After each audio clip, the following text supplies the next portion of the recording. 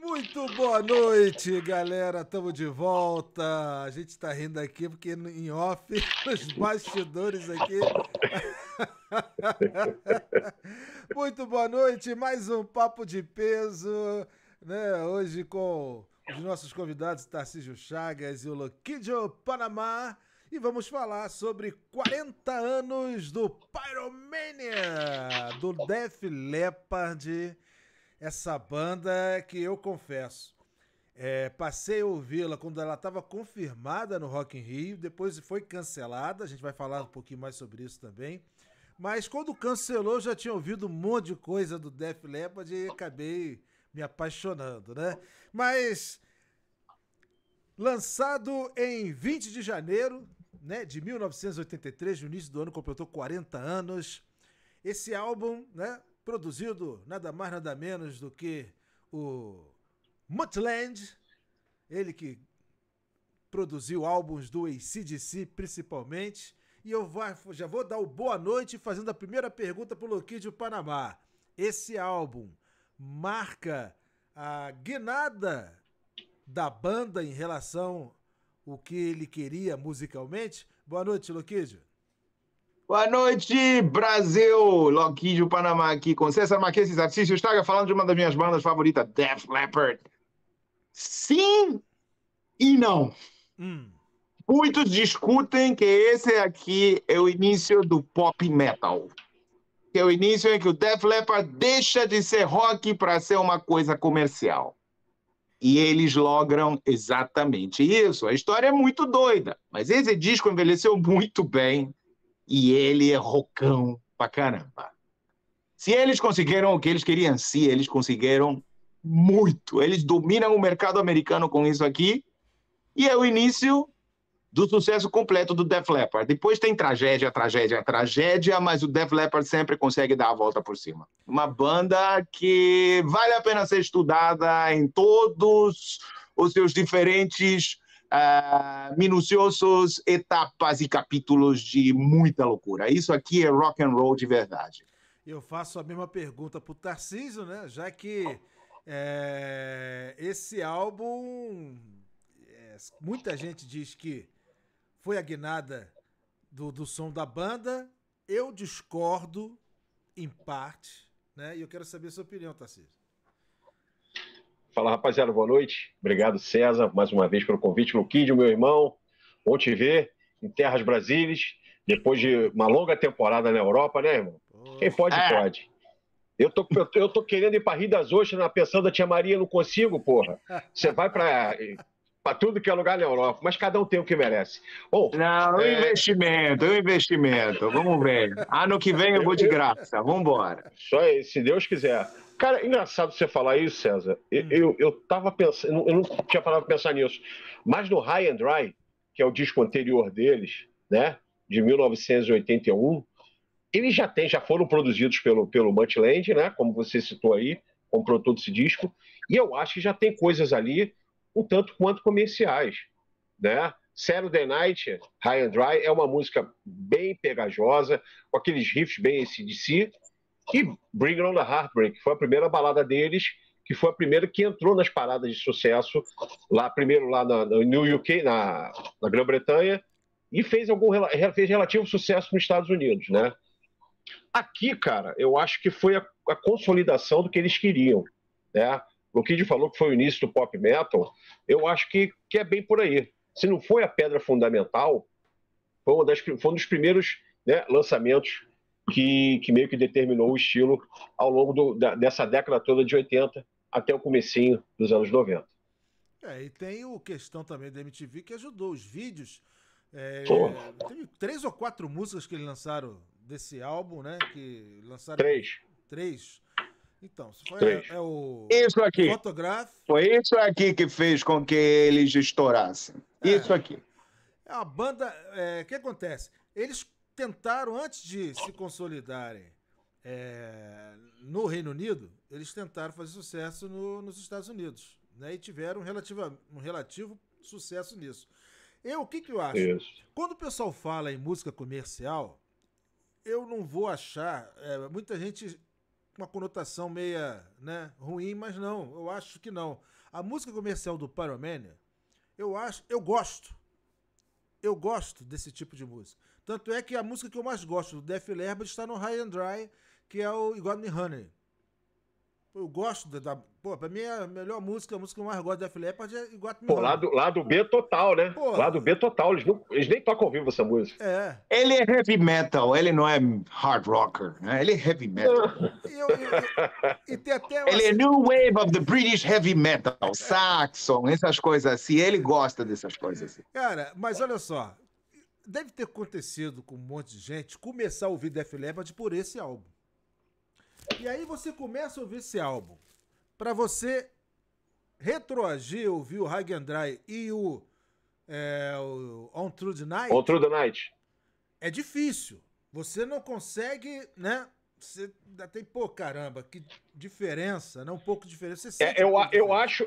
Eu vou discordar, desculpa te cortar, eu vou discordar. Eu acho que do Pyromania pro primeiro, sim.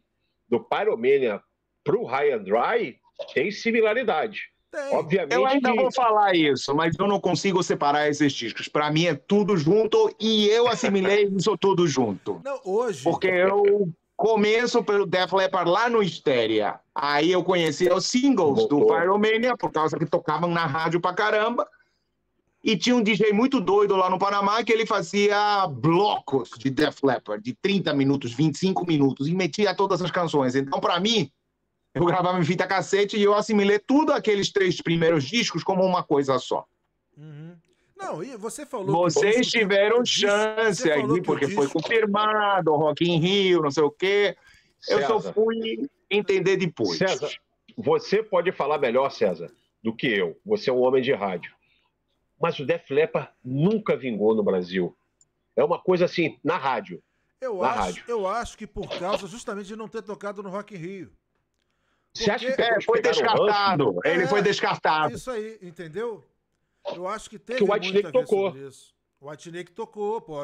Exato, eles tinham que dar, tipo, foi um tempo muito curto. Eles precisavam agilizar e o White Snake estoura no Brasil. Até hoje tem zilhões de fãs do White Snake e o White Snake não deixou de vir. E quando anunciaram, e eu vi uma reportagem que anunciaram o White Snake no lugar do Def Leppard, botaram a foto do White Snake ainda na formação antiga, com John Lord nos teclados, o bigode chapéu... Mick Moody. Porra, Mick Moody.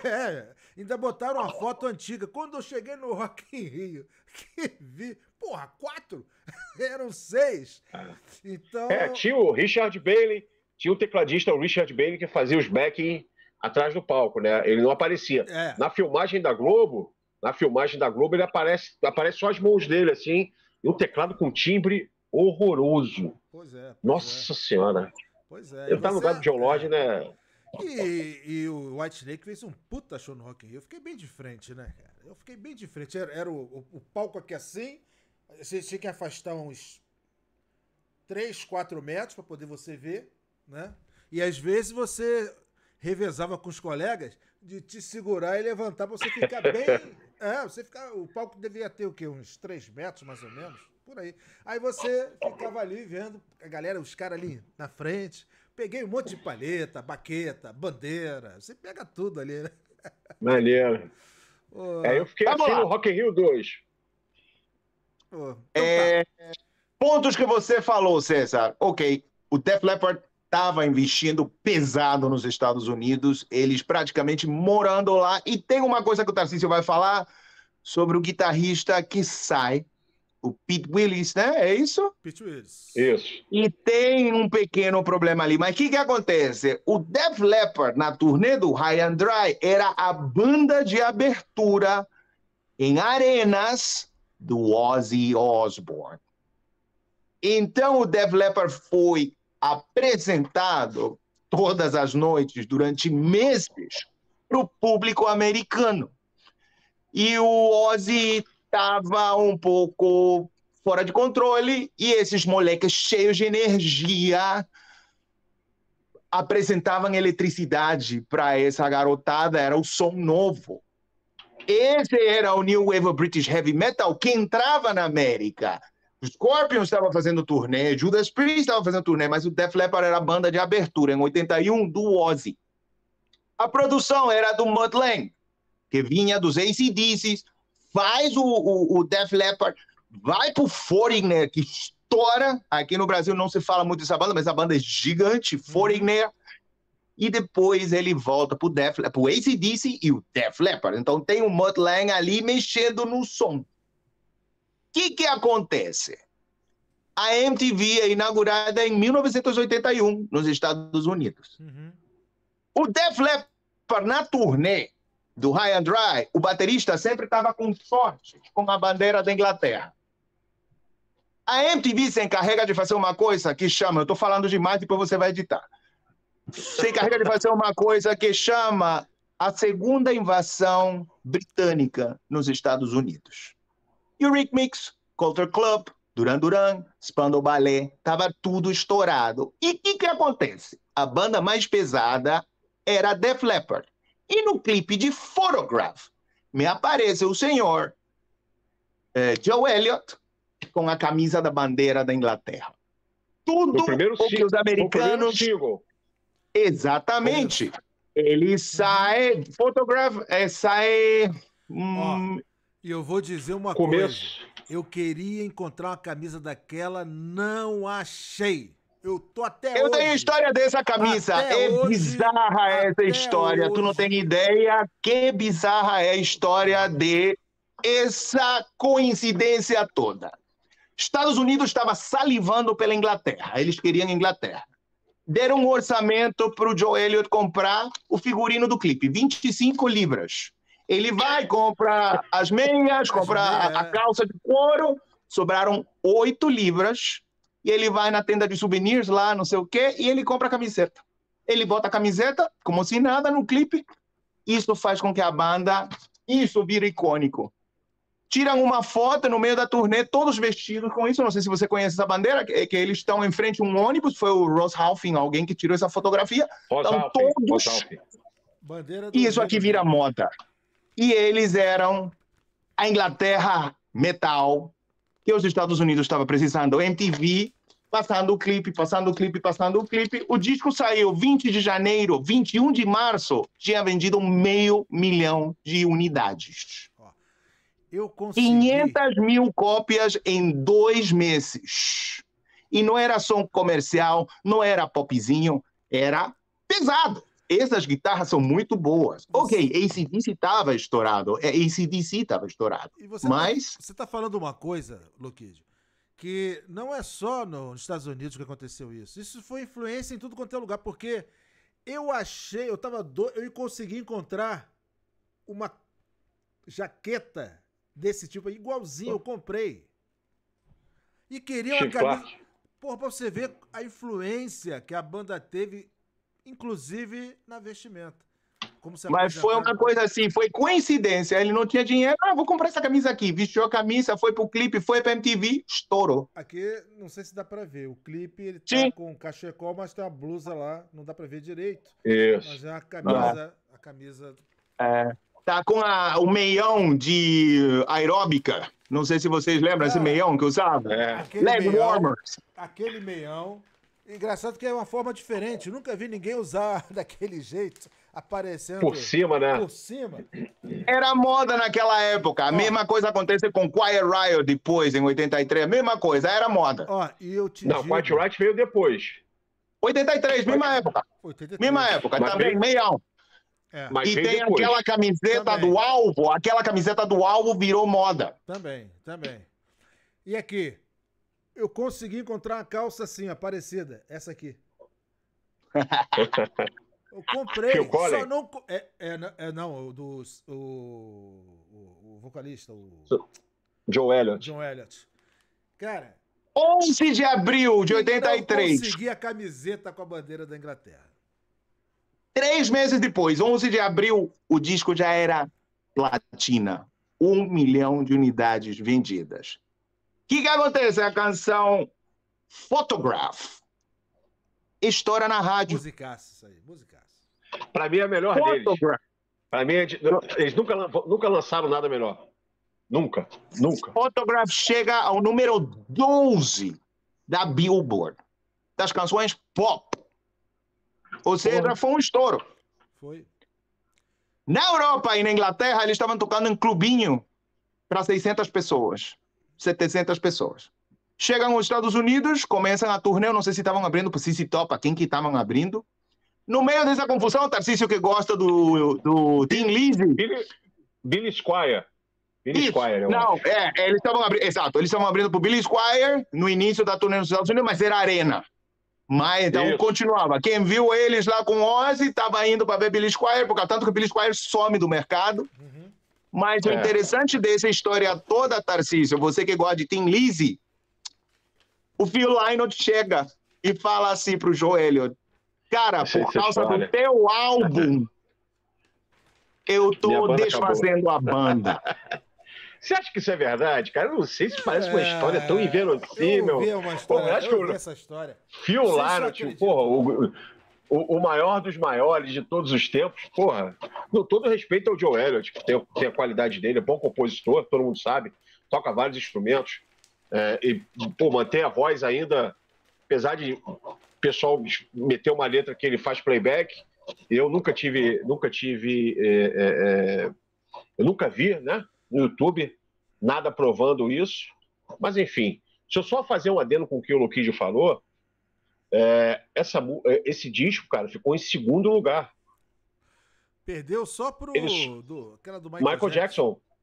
Thriller. Isso aí. Não foi isso, Loquídio? Exatamente. Tipo, vendeu muito, muito, muito. Em 12 de outubro de 1984, um ano depois, o disco tinha vendido somente em território norte-americano 6 milhões de LPs. Era a banda do momento. Loucura. E aqui no Brasil, seja pelo Rock in Rio, seja pelo que aconteceu, ela passou desapercebida. Depois ela vira banda em português por causa das versões que saíram com Yahoo. E a gente sabe a história do Def Leppard, que não consegue encher uma casa de shows no Rio de Janeiro. Eu estava nesse show. Eu realmente estava. 1996. Para os que não sabem, o Def Leppard chega finalmente ao Brasil e no Rio de Janeiro tinha 200 pessoas no Metropolitan. Ó, foi 97. Deixa eu te falar. Toda hora eu vejo que alguém posta a respeito desse show, aí tem sempre o cara, uns 20 falando, eu fui nesse show. Eu tava falando com um amigo meu, que é o Claudinho, e Panamá, você conhece Panamá também, o outro Panamá aqui de Niterói, o grandão? Jogador de basquete? Que eu conheço. É o Panamá Castro. Não, também é... Também. Também é do metal também. Cara, eu tava falando com eles, falei, cara, se todo mundo que fala que foi nesse show realmente foi, esse show tinha, 10 mil pessoas, que cada hora que eu olho, não, eu fui nesse show, eu tava lá, eu digo, tava um frio, César, o ar-condicionado do Metropolitan era gelado pra caramba, eles não desligaram, tava uma friaca do cacete, cara, e o Phil Collins, pra variar, sem camisa, né? Depois de uma certa época, ele passou. Mas enfim, cheio de óleo no corpo. Cheio de mandinga. Sabe a história disso aí? Roubaram a roupa dele e ele foi pro palco sem camisa. Essa é a história disso. Foi ali que começou aquilo. Aí falaram pra ele, você tem físico bom, fica assim. E ele diz que ele transpirava demais, então pra ele foi confortável ficar sem roupa. Não foi isso. Mas assim, você ficou falando dele depois de um ano e meio, ter vendido 6 milhões. Eu lembrei de outra coisa. No Brasil, eu falei que não tocou muito, mas Rock of Ages, que foi o segundo single desse disco, chegou a tocar na rádio, não foi, César? Eu tenho essa lembrança. Não lembro. What do you want? Eu tenho essa lembrança, cara. Eu tenho essa lembrança. Eu sei que... Mas, enfim. Junho de 1983. Já tinham estourado com Photograph. E Rock of Ages chega ao número 16 da Billboard das canções pop. Então, Def Leppard era a banda. Ok, não chegam ao número 1 como Van Halen, mas tem aquela história toda que a gente já falou em vários vídeos, etc., do festival, etc. Mas Def Leppard era a banda. E vender 6 milhões de uma banda britânica nos Estados Unidos, na época do Thriller, rapaz, era um adendo do adendo do adendo do adendo. E um som novo, né? Um som relativamente novo para as rádios, né? Verdade. Sim, O público, né? sim, é o que eu falo, que foi assim, muitos acham que é o início do pop metal, assim, por causa da produção, etc. Todo mundo começou a imitar uma série de coisas. Eu confesso que eu não lembro do Def Leppard nessa época tocando em rádio. Não lembro. Eu só fui ouvir justamente com a versão. Não, nem foi versão. Até a versão dele mesmo, a original do Love Bites. Love Bites. Mas não lembro. Mas já esse é 87. Já esse é 87. Agora, olha só. Terceiro single foi Fooling, em agosto. Já não consegue um bom número, fica no número 28 da Billboard, mas já tinha metido 2 golaços, então... E teve um quarto single, que é Too Late for Love, que não faz sucesso nenhum. Porém, uma coisa que o Tarcísio falou, eles relançam Bringing Out the Heartache do High and Dry. Olha que loucura. Vou corrigir. Eles lançam Me and My Wine, que era o lado B, ou foi primeiro Bringing On a Heartbreak? Agora você me confundiu. Porque lança ela com tecladinho. É uma versão diferente com tecladinho. Qual a dúvida? Não. É outra versão, é outro remix da mesma canção. Importante, Tarcísio, já que você falou, fala dos guitarristas, que isso é uma guinada do Def Leppard. E essa produção, essa coisa que você falou da guitarra, você não falou aqui no vídeo, você falou para mim no telefone. Vamos embora. Deixa eu só falar, só terminar de falar do Me and My Wine. Me and My Wine é um lado B que saiu na época do High and Dry. Então foi remixada também. Bring On a Heartbreak também foi remixado, mas botaram um teclado, aumentaram os coros, né? E eu acho que meio para puxar as vendagens do High and Dry também. Eu acho que essa foi a estratégia que eles relançaram. Bom, vamos lá, vamos para os guitarristas, né? Cara, eles já tinham gravado todas as bases, César e Loquid, todas as bases do disco estavam prontas. Só que aí chega aquela hora, tá tudo pronto, vamos gravar os solos de guitarra. E o Pete Willis, você vê a ironia, no meio de uma porrada de cachaceiro sobrou para ele. Que todo mundo ali, porra, né? Steve Clark morreu depois de tanta cachaça que tomou. E aí resolveram pegar o baixinho, não sei porque acho que ele era o cara que menos tinha visual, que era o mais feinho da banda, e tiraram ele da banda, né? Trouxeram o Phil Collins, que é um cara, né, mais bonitão, mais capaz também na guitarra, né? Um puta do vocalista também. Phil Collins é um grande vocalista. Ele gravou as guitarras solo na maioria das músicas, né? Ele, ao invés de ser dividido, esse disco ele ficou com bastante músicas, bastante solos a mais do que o Steve Clark. Que eu acho que até é um erro, né? Porque as músicas eram do Steve Clark. Mas, enfim, isso foi... Acho que é o único disco... Def Leppard também tem o seguinte, tem disco que eles têm um guitarrista, que é o Adrenalize, tem a maioria que é com 2, e tem esse aqui, que são 3 guitarristas, já antecipando o Iron Maiden, né? Mas a verdade é que eles nunca ficaram os 3 juntos na banda, né? Eles não iam regravar as guitarras com Phil Collins. Ele chegou a botar algumas coisas nas bases também. Photograph ele tocou. Tem bastante música que são as 3 guitarras base, mas o Pete Willis tocou em todas as músicas, as bases de todas as músicas. Ele só não tem guitarra solo. Outra coisa nesse disco é que pouca gente sabe disso. O Rick Allen não toca nesse disco. A bateria é programada. Vocês sabiam disso? Essa é coisa do Mudland. Essa é coisa do Mudland. Muita gente... o produtor... vou falar rapidinho aqui, mas o Mudland ele tem uma maneira de gravar que ele grava pedaços. Repete. Ele monta o quebra-cabeça dele, entrega o disco pronto para a banda e a banda tem que aprender a fazer os pedacinhos que ele foi juntando tudo de uma maneira. Era um equipamento novo. Repete aqui, mais alto, não sei o quê. Ele tem uma maneira especial. Não só ele. A produção nos anos 80 era muito isso, né? Isso se perdeu. Mas muitos dos discos que nós achamos maravilhosos, eles são quebra-cabeças que foram montados por produtores e editores e engenheiros de som Tipo, eles usaram a Ghost massa Players. bruta da banda e transformaram em uma obra excelente. Halo Kid. Ghost Players também. Porrada de gente não sabia tocar. Tipo Warrant, que veio depois. Os solos foram gravados pelo Mike Slammer, que é um guitarrista de estúdio.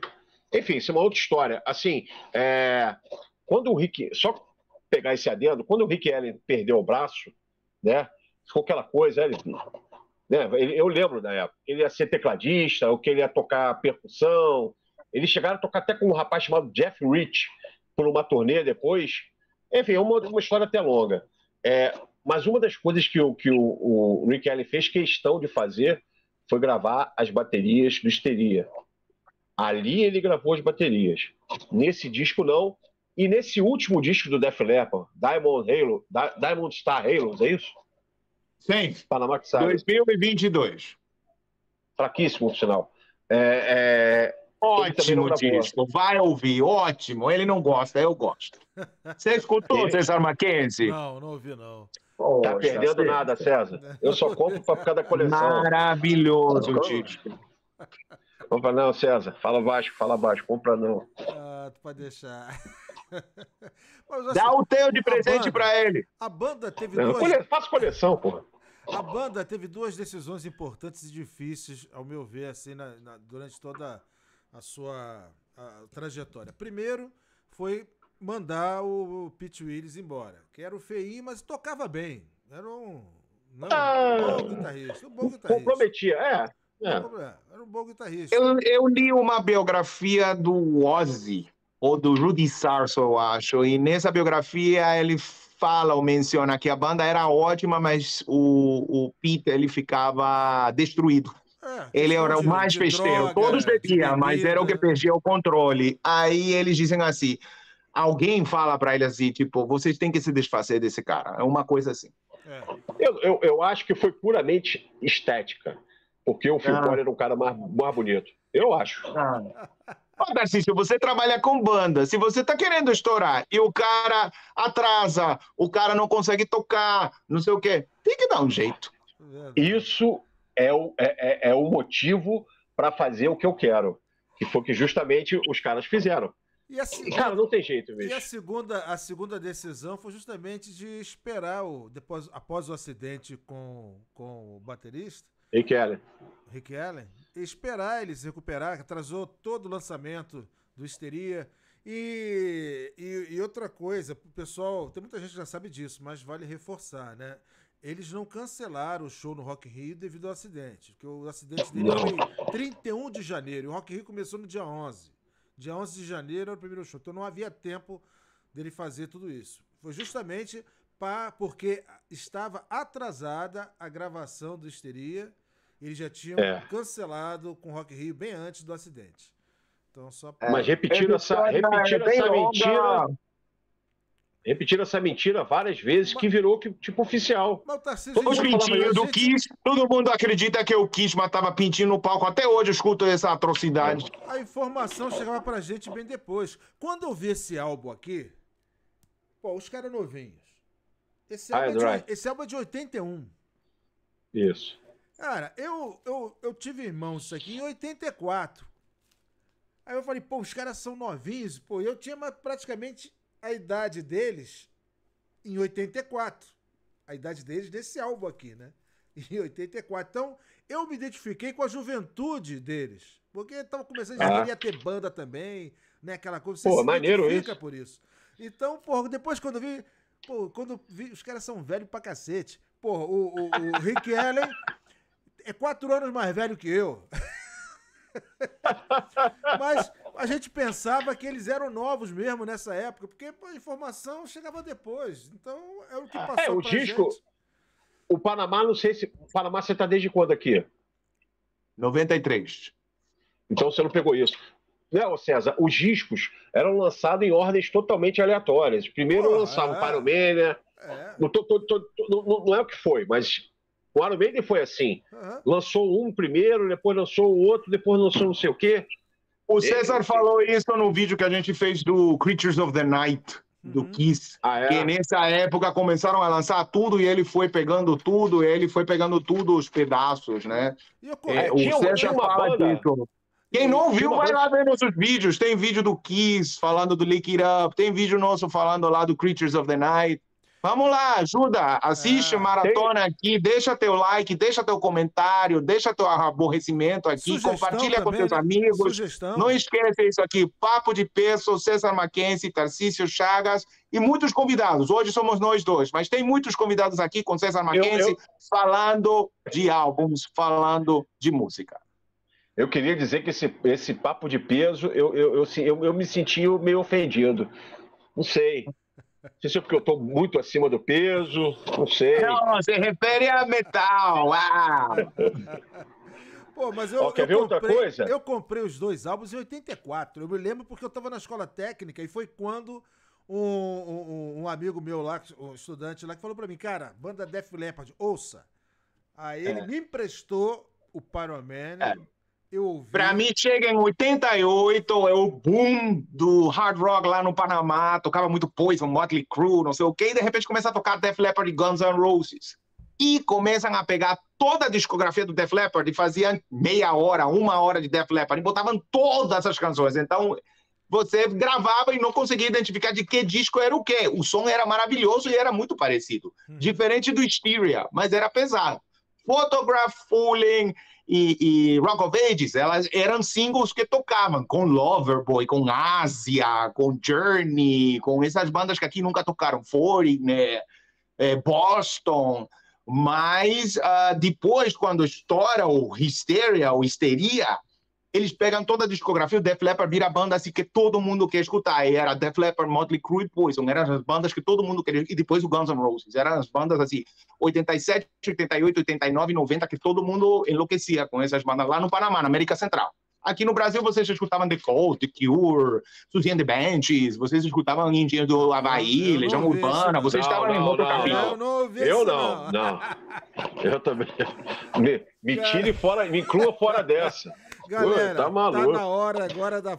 Essa parte vai ser difícil. Eu confesso que é difícil.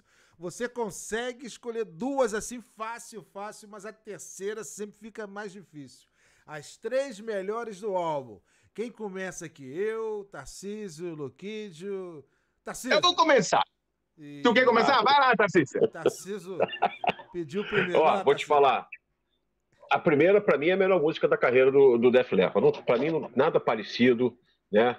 Photograph é uma canção de rock com influências pop perfeita. Desde a introdução ao solo de guitarra, né? Tudo, refrão maravilhoso. Ela tá lá, tá na prateleira acima. Depois, aí, tá vendo? Depois, Die Hard Hunter, que é uma música lá do B que eu gosto, que é mais pesada, que é a música maior, tem vários solos de guitarra. O Steve Clark,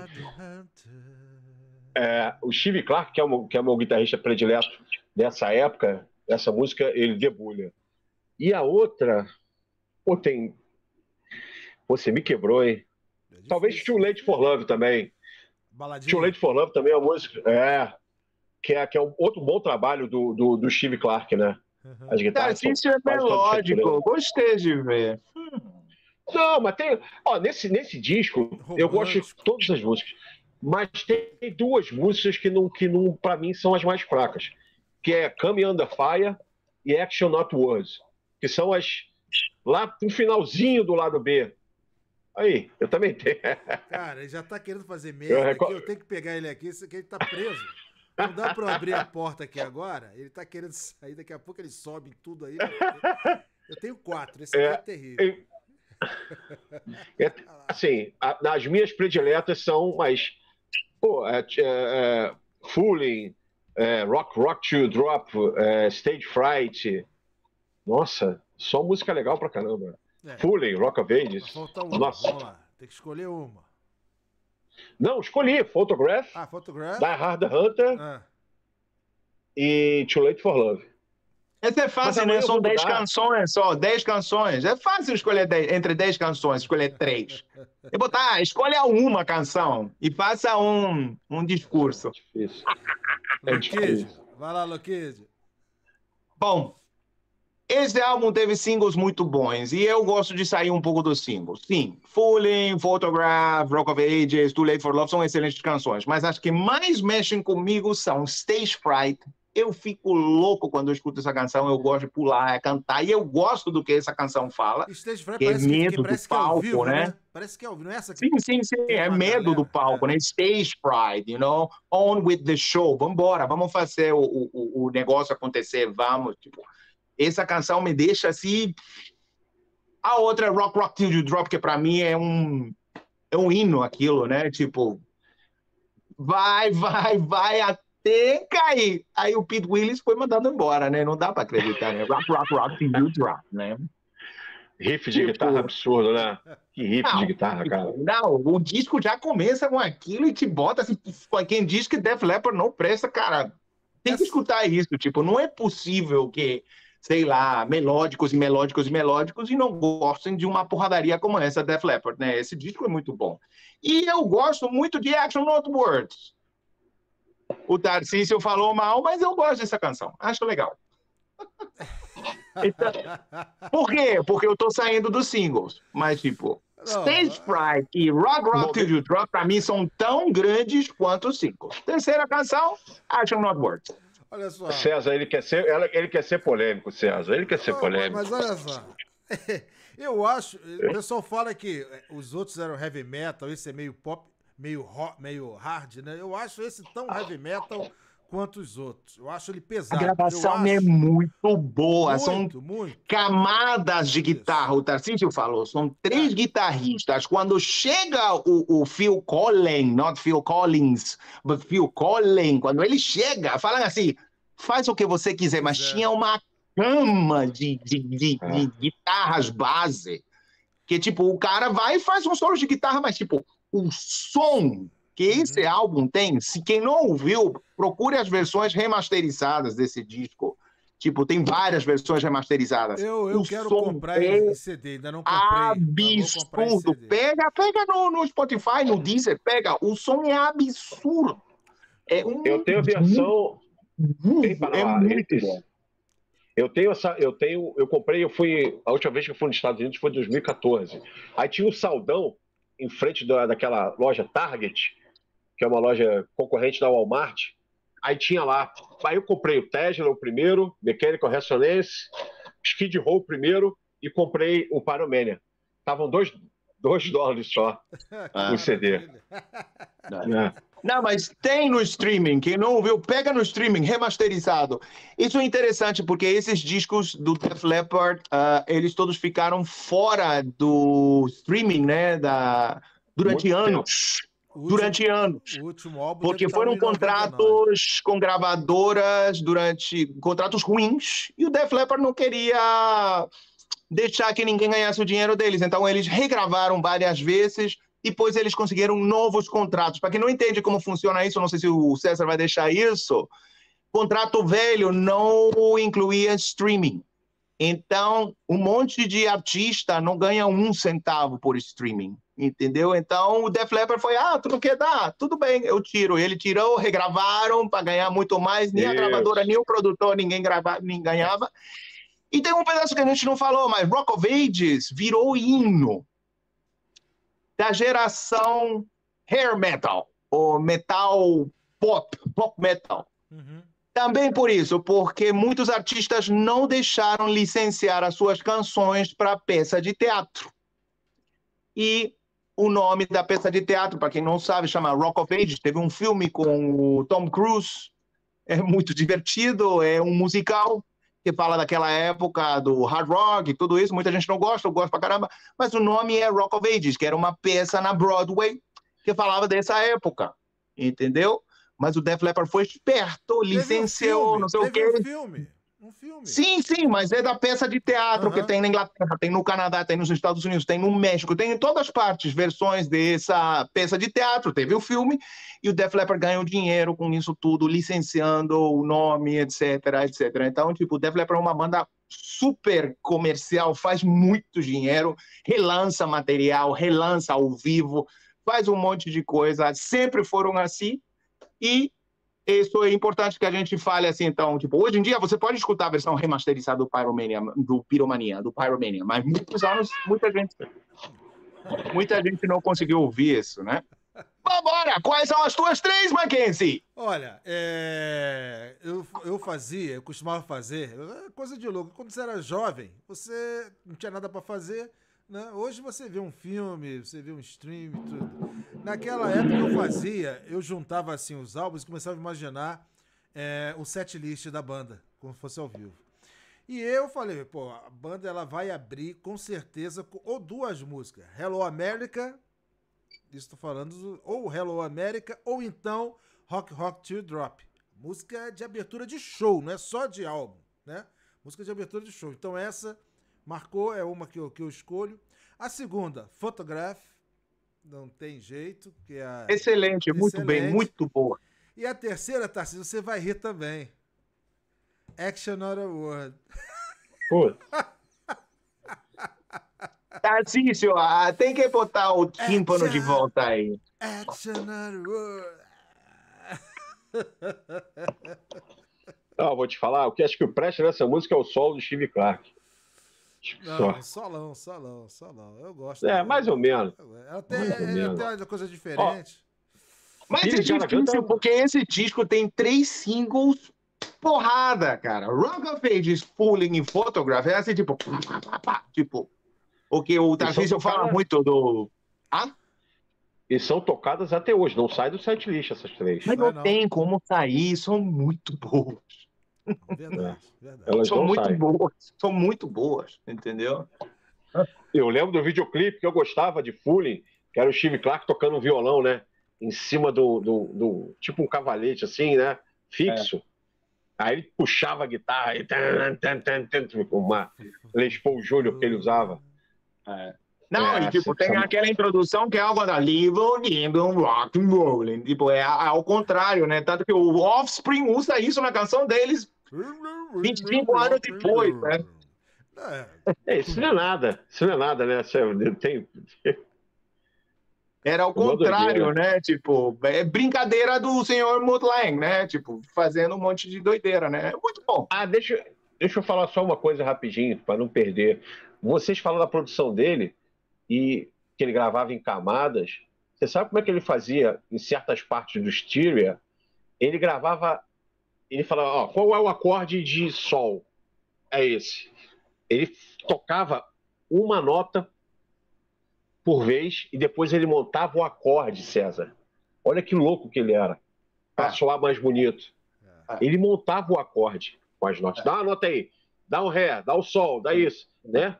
Juntava as notas todas e fazia o acorde todo. Muito louco isso, cara. Ele dizia que saía mais... aparecia mais as notas, né? Soava melhor. Muito bem. Pyromania, 40 anos. Falamos aqui sobre essa pérola lançada pelo Def Leppard em janeiro, né? 20 de janeiro de 1983. Agradecendo Tarcísio Chagas e Loquídio Panamá. Tarcísio, cadê aquele comercial? Faz aí o jabá. Tem que fazer. Eu escrevo no Confere Rock, né, que é um site. Eu também escrevo no CATV. Amanhã eu tenho que entregar matéria, cara. Esqueci. Estou na metade ainda. Quem mais onde é que trabalha? Eu tenho a The Bridge, que é uma empresa de assessoria. A gente assessora vários artistas aí. Tá querendo dar um pulo do gato agora, com novidades, se Deus quiser. Dia 16 de julho. Electric Mob, escutem Electric Mob, é a banda do Tarcísio, Electric Mob, de Curitiba, escutem essa banda. Dia 16 de julho, aqui no Rio, junto ao Circus, né? E mais 2 bandas que eu não me lembro agora, no Rock Experience. Panamá falou que vai. Você também está convidado, César. Obrigado. Você é meu convidado. Estou na produção desse show. E é isso, rapaziada. Vamos acompanhar aí, vamos curtir, né, o canal do César aqui. E nosso canal. Até a próxima. Até a próxima, espero eu. Loquídio, mais uma vez, muito obrigado. Satisfação. Até a próxima, né? Obrigado. Pode me achar. Coloca Loquídio Panamá, você me acha no YouTube. Tem um monte, tem Rock and Roll, tem o híbrido. Isso. Daqui a pouco eu tô lá no Bridgecast do Tarcísio, eu tô aqui no Papo de Peso. Coloca Loquídio Panamá, você me acha ali fazendo um monte de coisa. Galera, Um abraço, um prazer. saúde e Alô, paz para Brasil. todos.